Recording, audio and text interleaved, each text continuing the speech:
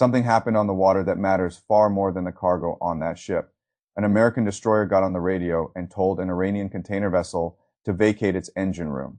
Not stop, not alter course, vacate the engine room. Then the United States opened fire, disabled the ship, put Marines on board, and took custody.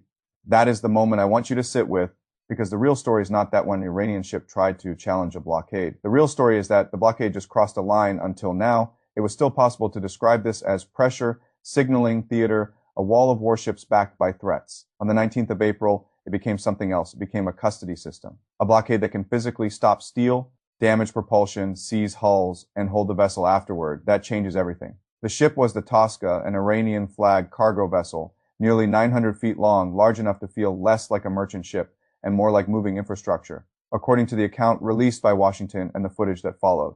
The ship was warned for hours as it approached the blockade line on its way toward Bandar Abbas. It did not comply. A U.S. destroyer then fired into the engine room area, disabled propulsion, and Marines later boarded the vessel and took control. There are two ways to hear that story.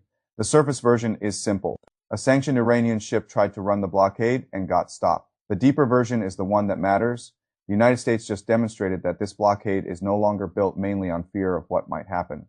It is built on proof of what will happen. It can be enforced against a large moving commercial vessel in open water in real time with damage, boarding, seizure, and detention. That is not a press statement. That is a precedent. And once a blockade becomes precedent, every actor around it has to recalculate. Let me give you the framework word for this enforcement threshold before this incident.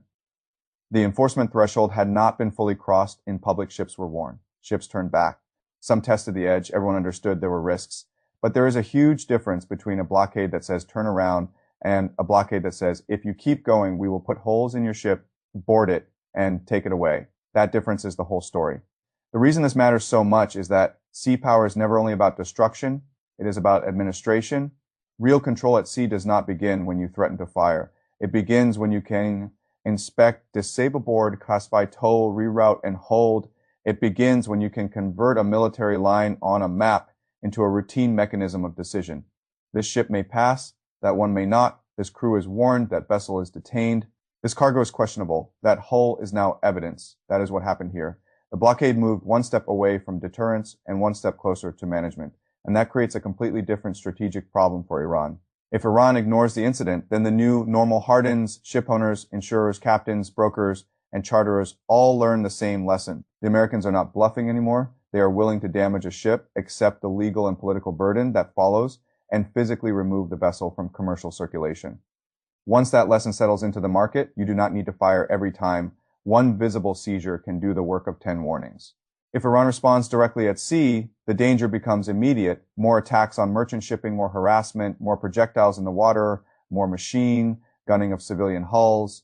And suddenly the United States has a much easier argument to make to every nervous shipping company and every allied government. This is not about politics anymore.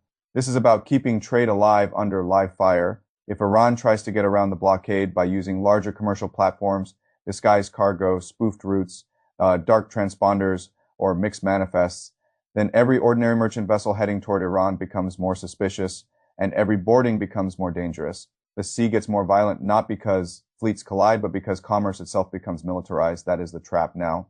And it is not only Iran that has to think differently. The United States has created a burden for itself as well. It is easy to announce a blockade.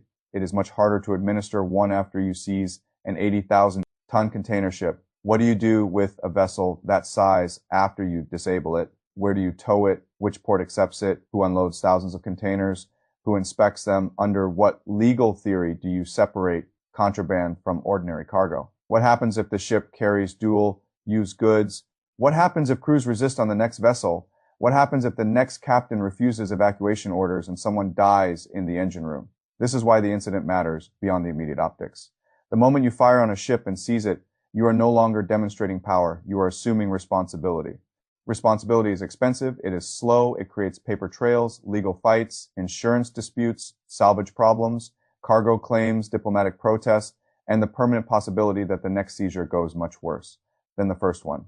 That is why this event is so dangerous. It gives America more leverage, but it also locks America deeper into the mechanics of the blockade. Once you prove you can enforce, you have to decide how often you will enforce, against whom, under what rules, and what cost.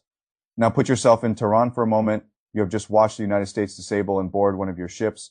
If you do nothing, the blockade starts to look real in the minds of the people who matter most in maritime trade.